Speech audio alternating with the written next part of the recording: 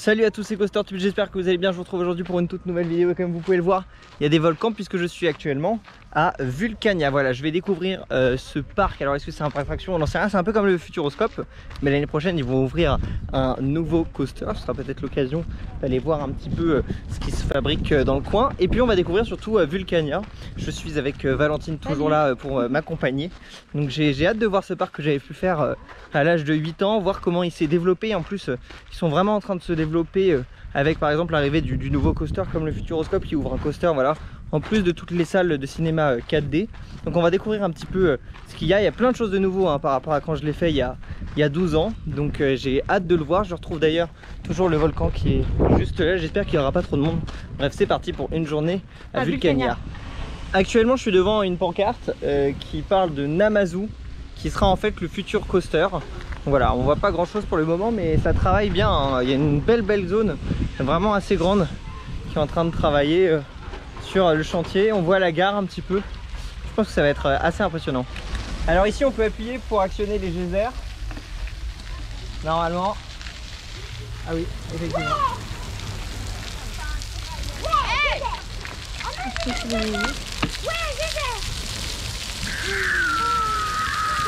Axel, celui du milieu?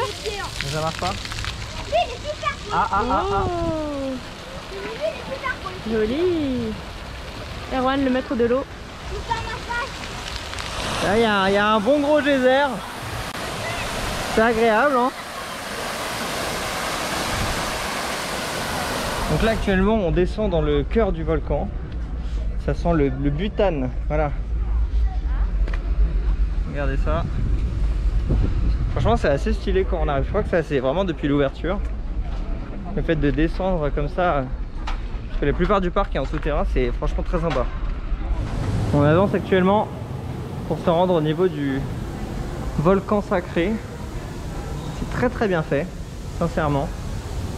La file d'attente, etc. c'est top, hein.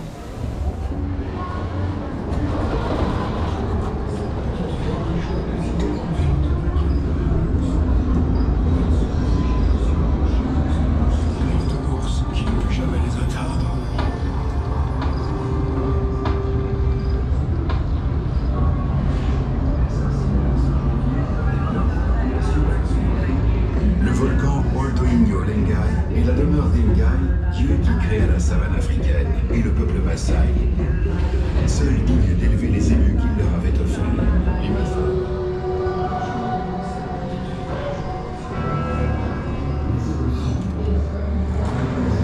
En 1660, une coulée du Vésuve menace un village italien où une procession est organisée. Soudain, de petites croix tombent du ciel. Est-ce un signe de Saint-Janvier, protecteur des populations face au volcan? Plus prosaïque, la science y voit des pyroxènes. Cristaux noirs jaillit du cratère.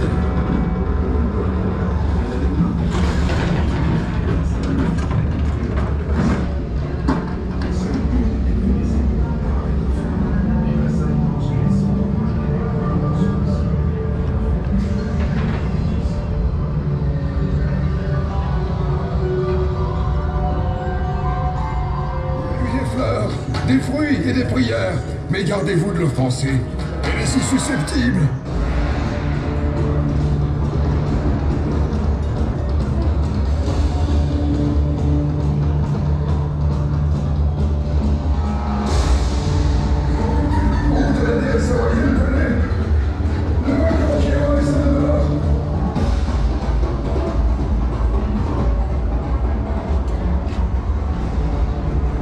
Actuellement on descend vers le niveau -2 et c'est assez fun. On passe dans une sorte de serre.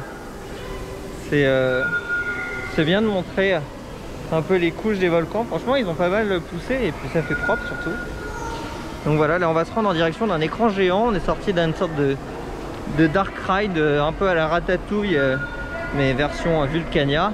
Donc forcément il n'y a pas le même budget qu'un Disney mais ça reste très sympa. Donc là on avance pour Dragon 2. Les esprits des dragons pourraient s'échapper. Et là... La scénographie est vraiment très belle. Regardez cette file d'attente. Jusqu'au jour où je Très fis la sympa. découverte d'un vase grec grèce. Je le savais. Il va nous aider. Il se lance à la poursuite des dragons. Suivons-le. Avancez au bout de l'allée face à vous et prenez place dans un dragon. Allez, c'est parti pour Dragon Ride 2, parce que c'est une nouveauté 2020. On va aller dans des sièges et ça va être c'est une des attractions les plus sensationnelles actuellement à Vulcania. C'est bon, on est dans nos sièges rouge vif, hein. La ceinture est mise, l'écran est allumé. Ça va être parti pour Dragon Ride.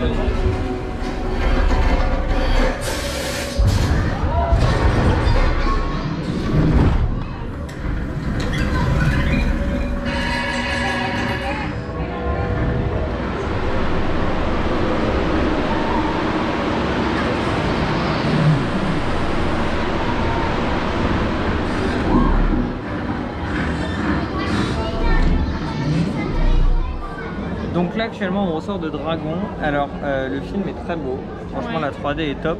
Après le seul problème c'est que la taille de l'écran est peut-être pas forcément assez grande pour qu'on soit imprégné, surtout qu'on était tout derrière. On était placés, ouais. Je pense que les personnes qui étaient devant. Après il y a beaucoup d'enfants aussi qui viennent ici. Donc c'est vrai que pour les enfants c'est quand même assez impressionnant. On en a même entendu qui ont un peu pleuré. Mais voilà, non, franchement c'est une belle attraction et surtout un très bel effort de la part du parc sur la thématisation de la file d'attente. Ouais, il y a des très bonnes idées, vraiment. Avec une belle storyline. C'est assez réaliste, ouais. C'est vraiment bien. Et on est actuellement dans une salle de cinéma, une salle assez grande, regardez ça. Voilà, où on peut voir plusieurs films différents, dont un sur Thomas Pesquet qu'on va aller voir après. Et là on va voir un film sur les ouragans. Et actuellement on est au premier étage dans le faux volcan, qui est architecturalement assez intéressant. Ouais. Donc là actuellement on est dans le réveil des volcans, où on est sur des petits sièges 4D. On vient d'arriver, la séance commence tout de suite. Donc je vais mettre mes lunettes Stylax. Mesdames, Mesdemoiselles, Messieurs, pour aller voir le réveil des volcans. Salle du réveil des géants d'Auvergne. Voilà. On est actuellement dans une salle pour se rendre en direction du premier envol. Et là on est dans le pré-show et j'ai hâte de découvrir à quoi ça ressemble. Apparemment ça va bouger. Et on est debout et en fait on est dans une sorte de salle de cinéma où il y a plein d'œufs comme nous. Regardez, je vais vous montrer un peu à quoi ça ressemble. Voilà. Et on va se balader et prendre notre envol pour découvrir les paysages de l'Auvergne.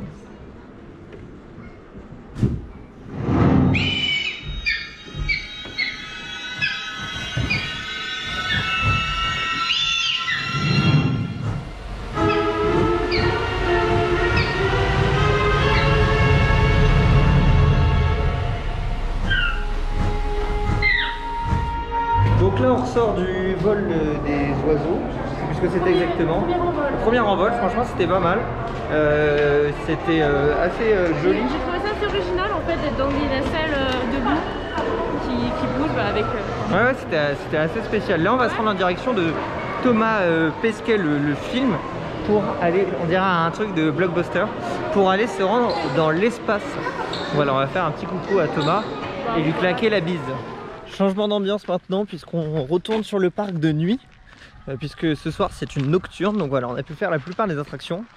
Et là on y retourne, on va avoir le droit d'assister au feu d'artifice. Ça sent déjà un peu le feu d'artifice parce que je crois qu'il y en a eu un à 20h30, donc à 22h feu d'artifice avec vue sur les volcans, ça va être assez stylé. Et puis je vais découvrir en plus avec Valentine le parc de nuit. Et rien que d'ici on voit un peu le volcan à l'intérieur là. Ça ressort très bien et puis on va pouvoir faire les attractions qu'on n'a pas pu faire cet après-midi puisque là il n'y a plus personne sur le parc. Bon là c'est particulier puisqu'on doit sélectionner en fait avec des boutons l'aventure qu'on va vouloir avoir. À l'intérieur du simulateur il y en a 6 différentes et les 3 les plus choisies on va les vivre et donc dont on a choisi les météorites. Il y a du 6, il y a du 3, ça c'est assez fun quand même hein. Bon bah on n'a pas eu ce qu'on voulait hein. Vague, Twister et... Ok, bon bah c'est parti hein.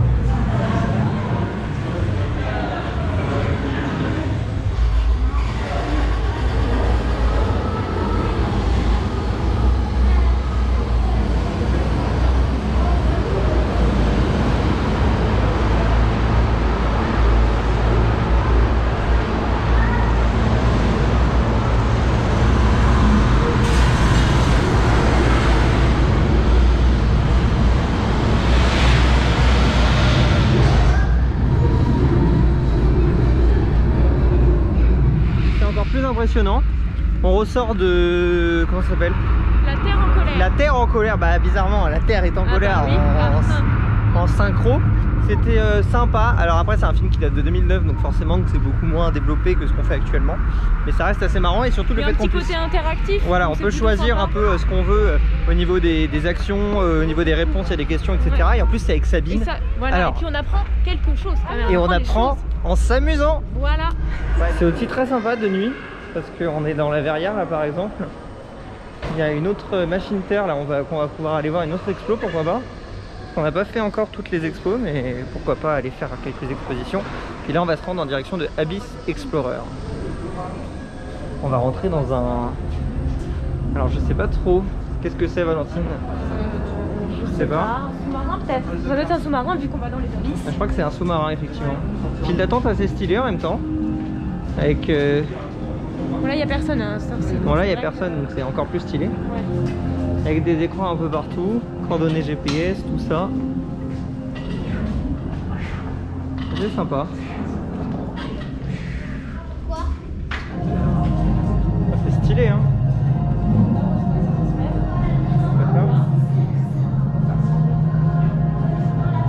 C'est très bien fait, franchement.